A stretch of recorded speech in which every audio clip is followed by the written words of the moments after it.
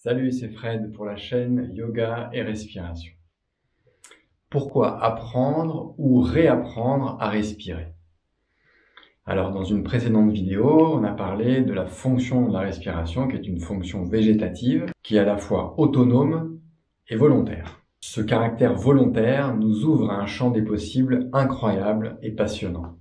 Il faut juste imaginer une fonction qui est capable d'améliorer la distribution de l'oxygène au niveau des cellules, d'améliorer la circulation du sang, capable de déboucher le nez quand il est congestionné, d'ouvrir davantage les voies respiratoires, de libérer davantage d'oxygène au niveau du cerveau, d'améliorer le sommeil ou de le favoriser, de calmer le mental, de restaurer des fonctions qui auraient été perturbées par le stress, d'avoir une meilleure résilience, de vivre mieux, en meilleure santé et pourquoi pas plus longtemps, d'être mieux armé contre les différents germes et agents pathogènes auxquels on peut être exposé, d'avoir une meilleure santé bucco-dentaire, d'avoir des meilleures performances sportives, d'aider dans la lutte contre l'hypertension artérielle, dans la gestion de la douleur, dans la mobilité quand elle est difficile ou qu'on veut l'améliorer, lutter contre l'angoisse, l'anxiété, le stress, diminuer les ronflements et enfin lutter contre l'apnée du sommeil. Cette liste est loin d'être exhaustive, mais elle nous ouvre ce champ des possibles grâce à cette fonction incroyable qu'est la respiration.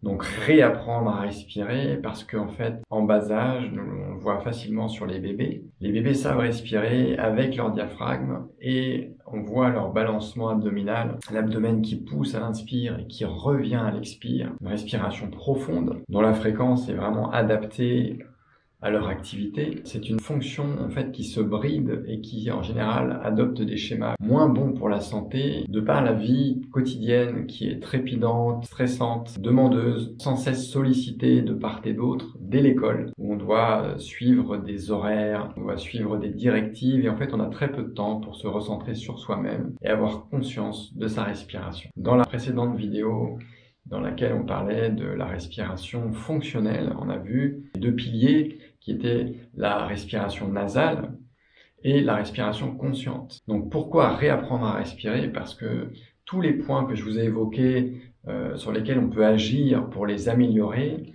eh bien, à contrario, quand la respiration n'est pas bonne et qu'elle adopte des schémas qui sont délétères pour nous, eh bien, la liste évoquée, elle peut être emmenée vers le négatif. Avec la respiration, vous allez aller chercher en profondeur et ce stress qui souvent est une réponse aux différents stimuli de l'extérieur, de l'environnement professionnel, familial, quotidien, vous arriverez à mieux le gérer grâce à une respiration plus posée et un corps davantage tranquille.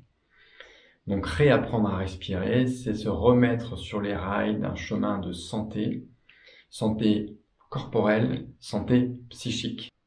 Il existe de nombreuses techniques qui sont destinées à différents pôles d'action grâce à la respiration. Et ce n'est pas en 2 jours de pratique que toute la liste que je vous ai évoquée va apparaître comme par enchantement. Ce qui va être efficace, c'est la régularité et c'est l'intention aussi que vous allez y mettre. Savoir gérer son stress, c'est pas en 2 jours que les choses vont changer du tout au tout. C'est prendre le temps déjà pour soi, sans culpabiliser de prendre du temps pour soi. Savoir se retrouver dans son corps. Vous êtes la seule personne à pouvoir entrer dans ce monde secret, votre corps. Le mental est un petit singe en perpétuel mouvement qui nous tyrannise parfois en nous emmenant vers le passé, vers le futur. La respiration nous aide à nous réancrer dans l'instant présent, dans le seul moment qui existe, qui se passe maintenant. Le passé n'existe plus, le futur n'existe pas.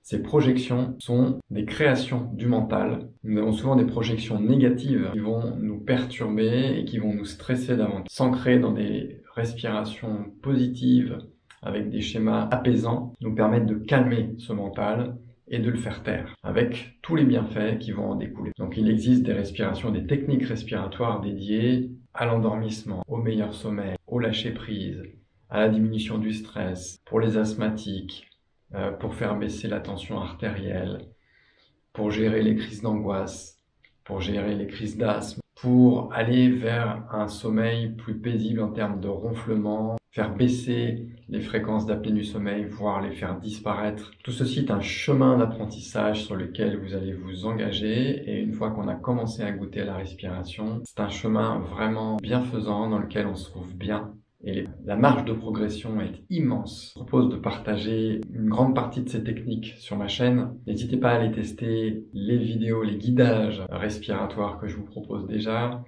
Si vous voulez en savoir plus sur la respiration, d'aller écouter la théorie de la respiration. Si vous testez des guidages respiratoires, renseignez-vous avec mes vidéos de comprendre et pratiquer les différentes techniques.